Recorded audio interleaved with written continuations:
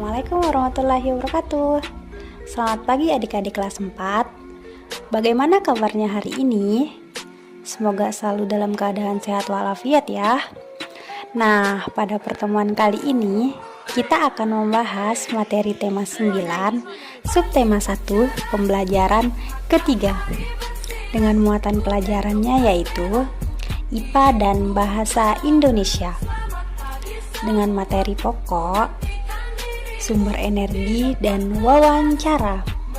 Mari adik-adik kita belajar dengan penuh semangat ya.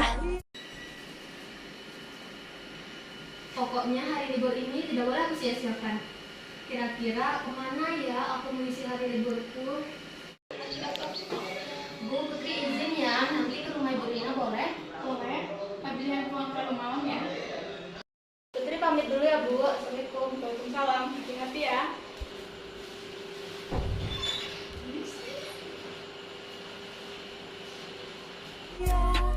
Indonesia adalah bangsa yang memiliki banyak sumber energi, mulai dari sumber energi minyak dan gas bumi, atau bisa disebut dengan migas, dan juga sumber energi bukan minyak dan gas bumi, atau bisa disebut dengan non-migas.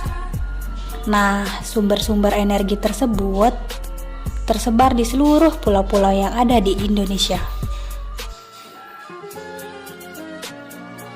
Sumber-sumber energi tersebut dimanfaatkan secara bijak demi kesejahteraan penduduknya.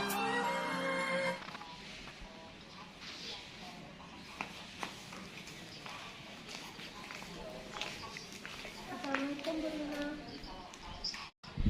Waalaikumsalam nak, sudah lama ya kamu tidak mengunjungi Bu, hari ini saya mau wawancara tentang sumber energi. Kalau begitu, ayo kita duduk dulu.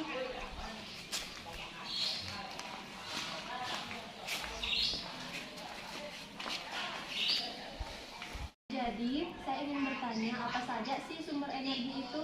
Jadi, sumber energi itu ada dua, yaitu sumber energi yang dapat diperbarui dan sumber energi yang tidak dapat diperbarui. Contohnya apa saja Bu? Jadi, contoh dari sumber energi yang dapat diperbarui yaitu matahari, sedangkan sumber energi yang tidak dapat diperbarui contohnya yaitu batu bara dan minyak bumi. Baik adik-adik, sekarang kita akan membahas sumber energi yang tidak dapat diperbarui. Nah, sumber energi yang tidak dapat diperbarui merupakan sumber-sumber energi yang akan habis. Sumber energi tersebut juga tidak dapat diperbarui lagi. Pada umumnya, minyak dan gas merupakan sumber energi yang tidak dapat diperbarui. Contoh lainnya yaitu batu bara, gas alam, dan hasil tambang lainnya.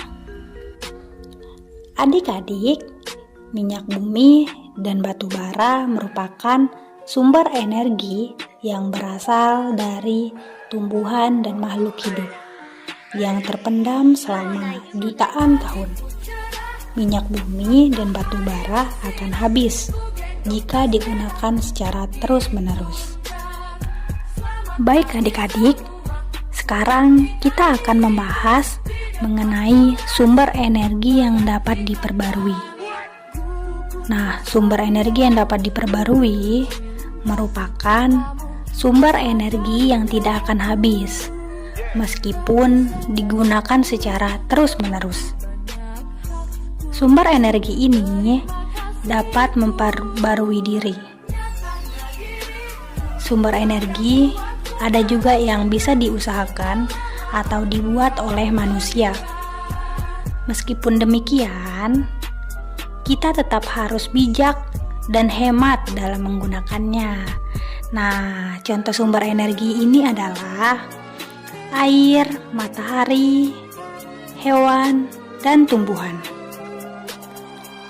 Baik adik-adik, itu tadi ya penjelasan tentang sumber energi yang tidak dapat diperbarui dan sumber energi yang dapat diperbarui.